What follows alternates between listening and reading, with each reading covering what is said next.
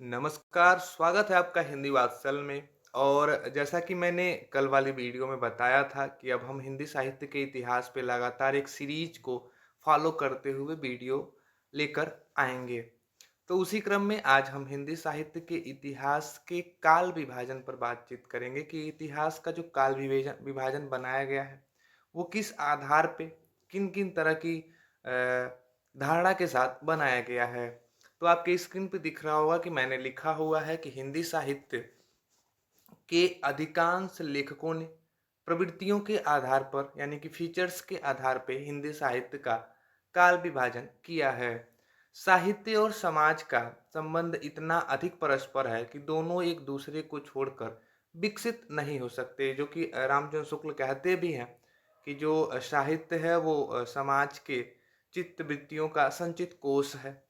और नीचे मैंने भी लिखा है कि सामाजिक चित्तवृत्तियों का संचित कोश ही साहित्य कहा गया है। अगर हम साहित्य को थोड़ा तोड़ के भी समझें तो साहित्य इस अर्थ में भी है कि साधन हित, यानी कि यानी कि पूरे समाज का जो हित चाहता है वही साहित्य है। सृष्टि के प्रत्येक तत्व की एक निर्धारित आयु होती है, अतः अवलक्षित परिवर्तन क्रम में भी एक स्थायित्व का भान होता रहता है। इसके आधार पर कालगत विशेषताओं का निरूपण किया जाता है। ठीक ऐसी ही स्थिति साहित्य के क्षेत्र में देखने को मिलती है। साहित्य को प्रेरणा साहित्य को जो प्रेरणा है प्रदान करने वाले चेतन तत्वों में अनेकता विद्यमान रहती है। उनमें किसी न किसी प्रकार की ऐसी विशिष्ट चेतना का कुछ काल के रूप में उदय होता है कि जिससे अनेकता में एकता की स्थापना होती है। मतलब कहने का अर्थ ये है कि साहित्य को जिस तत्वों से प्रेरणा मिलती है उनमें कहीं न कहीं अनेकता यानी कि विविधता होती है।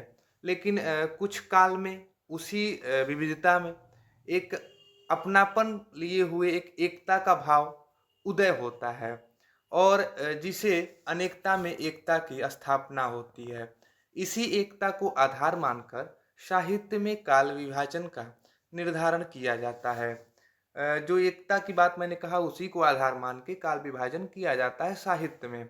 प्रमुख प्रवृत्तियों के आधार पर किया गया नामकरण सर्वथा पूर्ण नहीं होता। आप देखिएगा किसी भी प्रवृत्ति के आधार पर जो नामकरण और काल विभाजन होता है वो सर्वथा यानी कि 100% पूर्ण नहीं होता, कंप्लीट नहीं होता। इसी प्रकार जितने भी काल विभाजन हिंदी साहित्य में किए गए हुआ है, मतलब कि जितना भी काल विभाजन हिंदी साहित्य में हुआ है उन सब की अपनी अपनी सीमाएं हैं, उन सबकी अपनी अपनी लिमिटेशन है, यानी कि कुछ सबकी सारे कालों की अपनी एक लिमिट है। आगे हम देखेंगे कि जो हिंदी साहित्य का जो सर्वप्रथम इतिहास लेखक के रूप में जिसे हम जानते हैं वो गारसा द तासी को जानते हैं। और ये गारसा द तासी फ्रेंच के विद्वान होते हैं। फ्रेंच भाषा में इन्होंने लिखा इस्तवार द लाल लित्यूर इंदुई हिंदुस्तानी। आप इस रचना को जरूर याद रखें, ये बहुत ही महत्वपूर्ण रचना है। सीधे सीधे वन लाइनर के तौर पे परीक्षाओं में पूछ ली जाती है, चाहे वो यूजीसी नेट की परीक्षा हो, चाहे टीजीटी पीजीटी परीक्षा हो, या फिर D D triple S B और केबीएस ईएमआरएस किसी भी तरह की टीचिंग जॉब से रिलेटेड या फिर आयोग या फिर कॉम्पिटिटिव वनडे एग्जाम हो, ये बहुत ही महत्वपूर्ण प्रश्न के रूप में पूछ लिया जाता है कि हिंदी साहित्य का सर्वप्रथम इतिहास लेखक जो फ्रेंच गार्सा द ताशी हैं उन्होंने फ्रेंच भाषा में कौन सी रचना लिखी है। तो उसका नाम है इस्तवार द ला लिटरेत्यूर इंदुई हिंदुस्तानी। इस ग्रंथ के दो भाग प्रकाशित हुए। हिंदी के कवि का काव्य क्रम अनुसार रचना काल सर्वप्रथम इसी ग्रंथ को देखने से मिलता है। प्रस्तुत ग्रंथ अंग्रेजी के वर्ण क्रमानुसार लिखा गया है, कवियों के काल क्रमानुसार नहीं। मतलब अल्फाबेटिकल सीरीज में इसको लिखा गया है। जैसे अगर अज्ञेय है तो अज्ञेय को अ से हम पहले रखें और मुक्तिबोध को बाद में रखें एम से, तो इस तरह से ए बी सी डी के क्रम में कवियों को एक क्रम वाइज रखा गया है। ग्रंथ में दोष होने के बावजूद भी उसे ही प्रथम इतिहास मानने में आलोचक और इतिहासकार की महत्वपूर्ण भूमिका रही है। गारसा दासी के बाद हिंदी साहित्य लेखन के प्रयास में शिव सिंह सेंगर आते हैं, जिन्होंने शिव सिंह सरोज 1883 में एक सहस्त्र भाषा कवियों के जीवन चरित्र और कविताओं के उदाहरण सहित प्रकाशित किया। इस ग्रंथ में कवियों के जन्म काल, रचना काल आदि का संकेत दिया गया है। फिर भी इतिहासकार इस ग्रंथ को विश्वसनीय नहीं मानते हैं। अतः आगे चलकर इतिहास का व्यवस्थित लेखन करने वाले इतिहासकारों ने इसी को आधार रूप में ग्रहण किया है। अब हम देखेंगे कि इतिहास का जो काल है, जो हिंदी साहित्य का इतिहास काल विभाजन है, उसका आधार क्या है, उसका उद्देश्य क्या है। तो समग्र साहित्य को खंडों, तत्वों, वर्गों आदि में विभाजित कर अध्ययन को एक वैज्ञानिक स्वरूप प्रदान करने के लिए साहित्य का काल विभाजन आवश्यक हो जाता है। मतलब किसी भी एक व्यवस्था को, किसी भी साहित्य को एक अध्ययन के सुविधा के अनुसार एक वैज्ञानिक स्वरूप प्रदान करने के लिए उसको विभिन्न वर्गों में, विभिन्न तत्वों में, विभिन्न खंडों में विभाजित करना आवश्यक हो जाता है। और इसी आवश्यक को पूर्ण करने के लिए हिंदी साहित्य का भी विभाजन इतिहासकारों ने किया है। इसे साहित्य के विभिन्न अंग, उपांग, प्रवृत्तियों को समझने, उनमें स्पष्टता लाने में मदद मिलती है। हिंदी साहित्य का काल विभाजन करते समय विद्वानों द्वारा विभिन्न प्रकाशित, अप्रकाशित रचनाओं के साथ ही साथ तमाम आलोचनात्मक, शोधपरक ग्रंथों और रचनाओं एवं रचनाकारों का परिचय देने वाली अनेक कृतियों को भी काल विभाजन और नामकरण की आधार सामग्री के रूप में लिया गया। अब हम देखेंगे कि काल विभाजन का जो आरंभिक प्रयास है वो है क्या।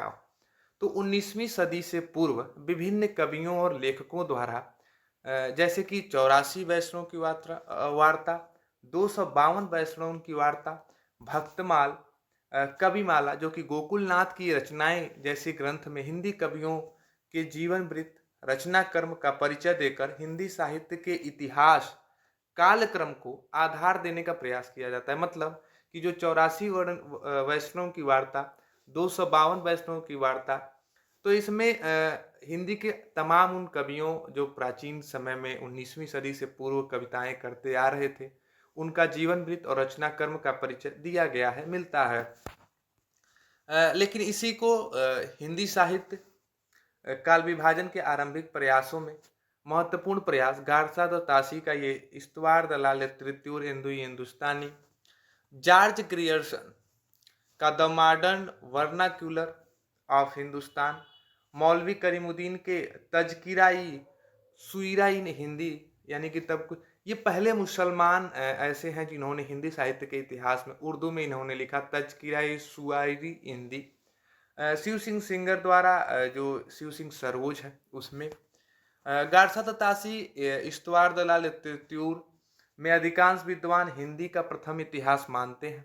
हालांकि प्रथम तर्कसंगत प्रयास सन 1934 में मिस्र बंधुओं ने किया, और उन मिस्र बंधुओं के तीन हैं जो तीनों के नाम कुछ यूं हैं कि गणेश बिहारी मिश्र, श्याम बिहारी मिश्र, डॉक्टर सुखदेव बिहारी मिश्र। अब हम मिश्र बंधुओं का काल विभाजन देखेंगे। उन्होंने काल विभाजन जो है वो अपने एक रचना उनकी बड़ी फेमस है, मिश्र बंधु विनोद के नाम से, ये आप जरूर ध्यान दें। तो मिश्र बंधु विनोद में मिश्र बंधुओं ने 1913 में 3 भाग और चौथा भाग 1929 में उनका प्रकाशित हुआ। इसमें उन्होंने हिंदी साहित्य के इतिहास को 5 भागों में बांटा और उसके कुछ उपभाग बनाए। तो ये 5 पार्ट और 5 सब पार्ट में इन्होंने बांटा। उसमें पहला जो पार्ट उन्होंने किया वो आरंभिक काल किया। आप देख सकते हैं कि सबसे पहले आरंभिक काल है, इसको भी 2 भाग में वो बांटते हैं। एक होता है पूर्व आरंभिक, यानी कि आरंभिक काल के पहले की अवस्था, और एक आरंभिक काल के बाद उत्तर आरंभिक काल होता है। जो पूर्व आरंभिक है वो 1700 माफ करिएगा 700 से 1343 विक्रम संवत में है। अगर इसमें से हम विक्रम संवत को ईस्वी में बदलें तो उसमें से 57 हमको घटाना होता है। तो अगर हम 700 में से 57 अगर घटा दें तो हमारा 643 हो जाएगा, और इधर अगर हम 57 घटाएंगे तो 1200 समथिंग कुछ आएगा, ये ईस्वी में आता है। और जो उत्तर आरंभिक काल है वो 1344 से 1444 विक्रम संवत वो मानते हैं। दूसरा जो भाग उन्होंने बांटा वो माध्यमिक काल कहा, यानी कि मध्यकाल कहा। उसमें भी जो पूर्व मध्यकाल एक कहा और उसके बाद एक प्रौढ़ मध्यकाल कहा है उन्होंने। तो जो पूर्व मध्यकाल है 1445 से 1560 तक, और एक ये जो प्रौढ़ मध्यकाल है 1561 से 1680 विक्रम संवत तक। तीसरा भाग उन्होंने अलंकृत काल कहा, जिसमें पूर्व अलंकृत काल उत्तर अलंकृत काल में उन्होंने बांटा। तो पूर्व अलंकृत काल जो है वो 1681 से 1790 विक्रम संवत तक, और उत्तर अलंकृत काल जो है वो 1791 से 1889 विक्रम संवत तक। अगला जो उन्होंने भाग दिया है वो परिवर्तन काल 1820 से 1890 से 1925 विक्रम संवत तक है, और वर्तमान काल जो 1925 विक्रम संवत से अब तक चला आ रहा है। ये मिश्र बंधु का एक काल विभाजन रहा, जो बहुत ही विस्तृत काल विभाजन है। आगे हम देखते हैं सबसे उपयोगी और सबसे सटीक जिनका काल विभाजन माना जाता है, जिन्होंने विधेयवादी रीतियों से इतिहास लेखन अपना शुरू किया, और जिसमें तर्क और वैज्ञानिक भावों का समावेश है। तो ये रामचंद्र शुक्ल जो हैं ये वास्तव में हिंदी साहित्य इतिहास के जनक के रूप में जाने जाते हैं, और हर परीक्षाओं में ये सबसे बड़ी भूमिका को लेकर के प्रकट हो जाते हैं। आचार्य रामचंद्र शुक्ल 1929 में हिंदी साहित्य का इतिहास नामक ग्रंथ काल विभाजन को ऐसे दर्शाता है जिसमें सबसे ज्यादा प्रमाणिक और तार्किक माना जाता रहा है। यह ग्रंथ मूलतः नागरी प्रचारणी सभा द्वारा प्रकाशित हिंदी शब्द सागर की भूमिका के रूप में लिखा गया था। ये बहुत ही महत्वपूर्ण लाइन है कि नागरी प्रचारणी सभा द्वारा प्रकाशित हिंदी शब्द सागर की भूमिका जो लिखी गई, उसी का नाम हिंदी साहित्य का इतिहास लिखा, और वो प्रकाशित हुआ हिंदी साहित्य के इतिहास के नाम पे वो किसने लिखा? रामचंद्र शुक्ल ने। आप ध्यान दीजिए कि रामचंद्र शुक्ल जो हिंदी साहित्य का इतिहास लिखते हैं, वो हिंदी शब्द सागर जो नागरी प्रचारणी सभा द्वारा प्रकाशित किया गया था उसकी भूमिका मात्र है, और उस भूमिका मात्र में उन्होंने हिंदी साहित्य को 4 भागों में विभाजित किया है। 4 भागों में विभाजित करते हुए उन्होंने सबसे पहले जो आदि काल है उसको वीर गाथा काल कहा है। यहीं से नामकरण भी आप याद करते चलेंगे कि जो आदि काल है उन्होंने उसको वीर गाथा काल कहा है, और इसका समय जो है वो 993 ईस्वी यानी कि 1050 विक्रम संवत से 1375 विक्रम संवत तक मानते हैं। यानी कि 993 ईस्वी से 1300 1300 कुछ ईस्वी तक मानते हैं। दूसरा उन्होंने भक्ति काल कहा, जिसको वो मध्यकाल कहते थे मिश्र बंधु, इनको भक्ति काल कहा। 1375 से 1700 तक यानी कि 1643 ईस्वी, 1343 से 1643 ईस्वी तक भक्ति काल इन्होंने माना है। तीसरा जो है वो रीति काल है, जो 1643 से 1843 तक ये मानते हैं।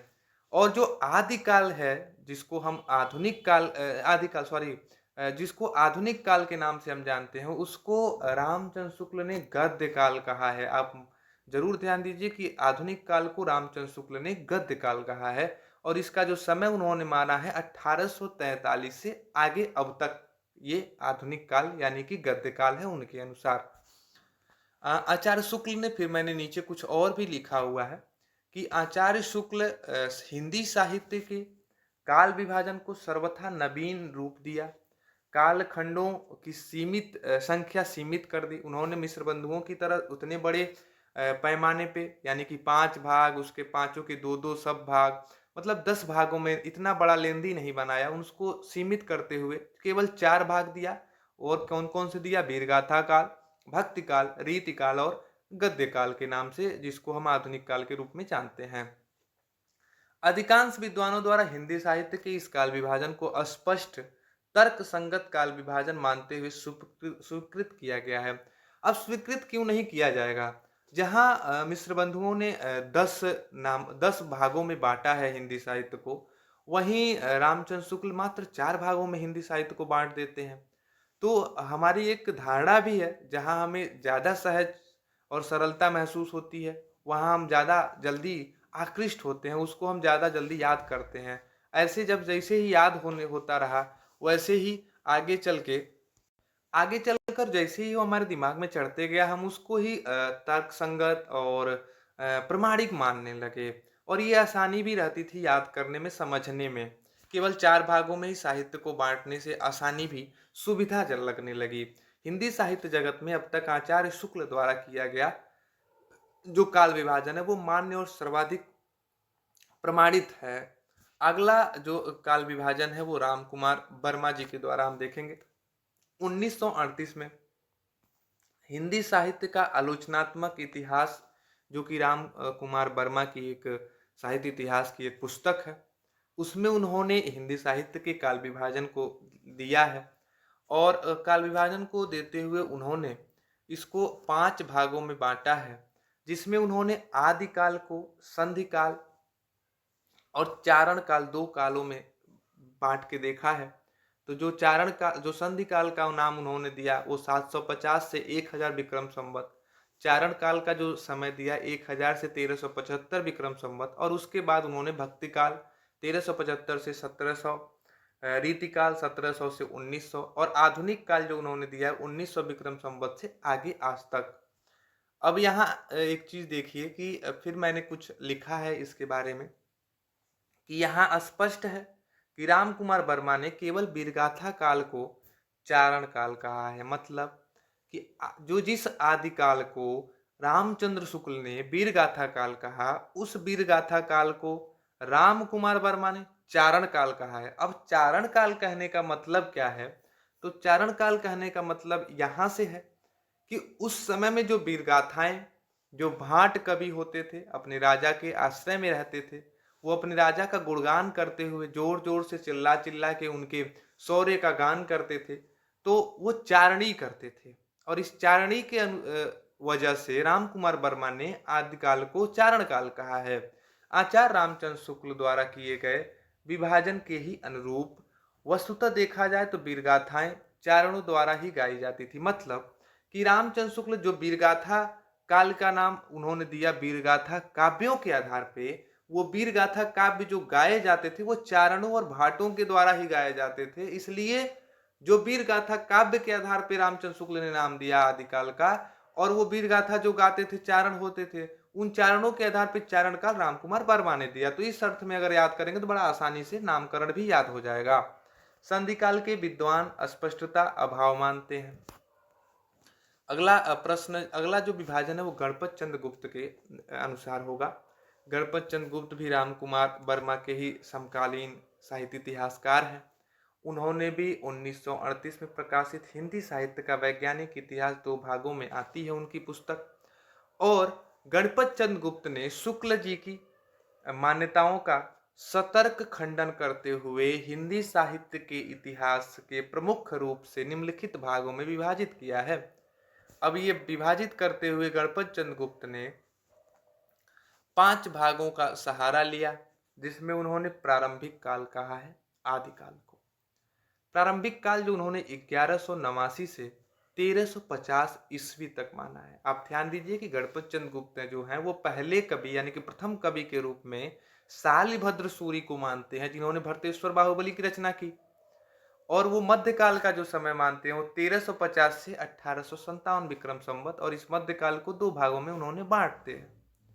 अब ये बांटते हुए वो कह रहे हैं कि पूर्व मध्यकाल उत्तर मध्यकाल, यानी कि पूर्व मध्यकाल जो है वो भक्ति काल है और उत्तर मध्यकाल जो है वो रीतिकाल है। तो पूर्व मध्यकाल का समय वो देते हैं 1350 से 1600 विक्रम संवत, और उत्तर मध्यकाल का समय देते हैं 1600 से 1857 विक्रम संवत। और आधुनिक काल का जो समय वो मानते हैं 1857 विक्रम संवत, यानी कि 1800 ईस्वी से आज तक।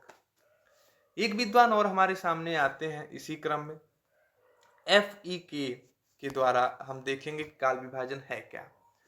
वृत्त संग्रहों के आधार मानकर कई अन्य विद्वानों ने भी काल विभाजन का प्रयास किया। यहाँ FEK द्वारा किया गया काल विभाजन भी उल्लेखनीय है। अब ये किस तरह से काल विभाजन करते हैं? तो ये सबसे पहले जो काल विभाजन करते हैं वो प्राचीन चारण काव्य के नाम से, और ये मानते हैं कि 1150 से यानी कि 1093 ईस्वी से 1343 ईस्वी तक चारण काव्य यानी कि आदिकाल रहता है। फिर प्राचीन भक्ति काव्य 1400 से 1550 विक्रम संवत तक मानते हैं, और कबीर के उत्तराधिकारी के रूप में 1550 से 1750 विक्रम संवत के रूप में इन्होंने विभाजित किया है। आप ध्यान दीजिए कि कबीर का उत्तराधिकारी के रूप में एक काल ही रखे हैं ये। अगर परीक्षा में पूछ दे कि कबीर के उत्तराधिकारी के रूप में काल विभाजन जैसा नामकरण को किसने दिया, तो FEK ने दिया है। किसने? FEK ने। और आधुनिक काल इन्होंने भी गणपत चंद्रगुप्त के आधार पे 1800 विक्रम संवत से आज तक ये मानते हैं। अगला जो हम देखेंगे काल विभाजन, वो आचार्य हजारी प्रसाद द्विवेदी, जो कि एक बहुत बड़े आलोचक, उपन्यासकार और निबंधकार के रूप में हमें जाने जाते हैं। तो इनकी जो 1942 में जो एक रचना आती है हिंदी साहित्य उद्भव और विकास में, हिंदी साहित्य का काल विभाजन इन्होंने किया। और ये पहले ऐसे साहित्य इतिहासकार नजर आते हैं जिन्होंने उस वीर गाथा, जिसको रामचंद्र शुक्ल संबोधित करते हैं, उस काल जिसको राम कुमार वर्मा चारण काल कहते हैं, उस काल जिसको प्राचीन चारण काल के नाम से FEK कहते हैं, उस काल को हजारी प्रसाद द्विवेदी ने आदिकाल कहा है। और ये और आसान करते गए हैं। आदिकाल का समय उन्होंने 1000 विक्रम संवत से 1400 विक्रम संवत माना है। और पूर्व मध्यकाल यानी कि ये हो जाता है आपका भक्ति काल। और भक्ति काल का समय इन्होंने माना है 1400 से 1700 विक्रम संवत। उत्तर मध्यकाल को माना है यानी कि रीति काल। और ये उत्तर मध्यकाल मानते हैं और संवत 1700 से 1900 विक्रम संवत तक। आधुनिक काल ये मानते हैं संवत 1900 से आज तक की अवधि तक। अब ये रहा कि कुछ विद्वानों के अनुसार। अब अगला जो विद्वान है जिनके अनुसार हमें देखना है कि और क्या है, तो उसमें आते हैं हमारे हिंदी साहित्य के इतिहास पुस्तक को लेकर संपादन के तौर पे डॉक्टर नगेंद्र। परीक्षाओं में डॉक्टर नगेंद्र के अनुसार भी पूछा जाता है। तो इन्होंने इस तरह से विभाजन किया है कि जो आदिकाल है वो 650 से लेके 1350 तक ये मानते हैं। भक्ति काल का समय इन्होंने 1350 से 1650 ईस्वी तक माना है। रीतिकाल का समय इन्होंने 1650 से 1850 तक। अब नगेंद्र को देखिए, नगेंद्र ऐसे साहित्य इतिहासकार आपको मिलेंगे जिन्होंने आधुनिक काल को 1850 से अब तक माना है और उसका भी विभाजन ये करते चले हैं। सबसे पहले आधुनिक काल को ये बांटते हैं पुनर्जागरण काल में, जिसको भारतेंदु युग के नाम से 1857 से 1900 तक ये मानते हैं। अगला जागरण सुधार काल, जिसे द्विवेदी युग के नाम से 1900 से 1918 माना जाता है। छायावाद काल 1918 से 1938 यानी कि 1936 मान के चलिए माना जाता है। अगला जो है वो छायावाद उत्तर काल के तौर पे दो छायावाद के बाद के कालों को हम छायावाद उत्तर यानी कि छायावाद के उत्तर का काल कहते हैं, जो 1936 से 1953 तक प्रगतिवाद के रूप में देखा जाता है। प्रगतिवाद और प्रयोगवाद के तौर पे 1953 से आज तक की स्थिति को नवलेखन काल के अंतर्गत ये रखते हैं। तो ये महत्वपूर्ण विद्वानों के आधार पे काल विभाजन की कुछ सरणियाँ रही हैं। आप इन पूरी सारणियों को जरूर याद रखें, ध्यान रखें महत्वपूर्ण रूप से कि रामचंद्र शुक्ल, हजारी प्रसाद द्विवेदी, डॉक्टर नगेंद्र और मिश्र बंधुओं के कुछ तो इन लोग ये सब जितने भी इम्पोर्टेंट हैं जिनको परीक्षा में पूछा जाता है, उनके अनुसार मैंने काल विभाजन पे बातचीत किया। अब हम देखेंगे कि उन कालों के विभिन्न विभिन्न नामकरण हैं, विद्वानों में विविध मत दिया है नामकरण के अनुसार, उस पे बातचीत करना थोड़ा सा। तो भक्ति काल और आधुनिक काल के संबंध में विद्वानों के मतभेद अधिक मतभेद नहीं है। केवल वीरगाथा काल, रीति काल के नामकरण को लेकर ही कुछ आलोचकों को आपत्ति हुई है। मतलब भक्ति काल और आधुनिक काल सेफ है, बस रीति काल और आदिकाल जो है यानी कि वीरगाथा काल पे ही आपत्ति है, एक दूसरे में मतभेद है। इन कालों के नामकरण के संबंध में प्रमुख विद्वानों के मत को देखेंगे।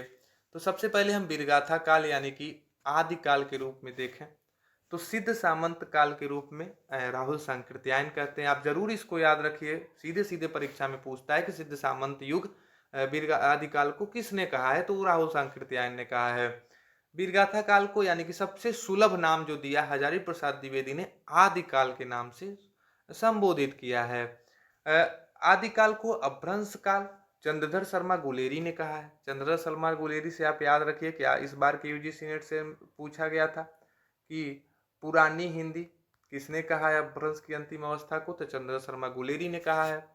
बीज बीज वपन काल महावीर प्रसाद द्विवेदी, एमपीडी ने कहा है। एमपीडी यानी कि महावीर प्रसाद द्विवेदी ने बीज वपन काल कहा है। ये वीरगाथा काल यानी कि आदिकाल के संबंध में ये मत है। अब हम देखें रीतिकाल के संबंध में, तो रीतिकाल में कलाकाल यानी कि रमाशंकर शुक्ल रसाल जो गोरखपुर विश्वविद्यालय में रहते थे 1957 के दौर में, उन्होंने रीतिकाल को कलाकाल कहा है।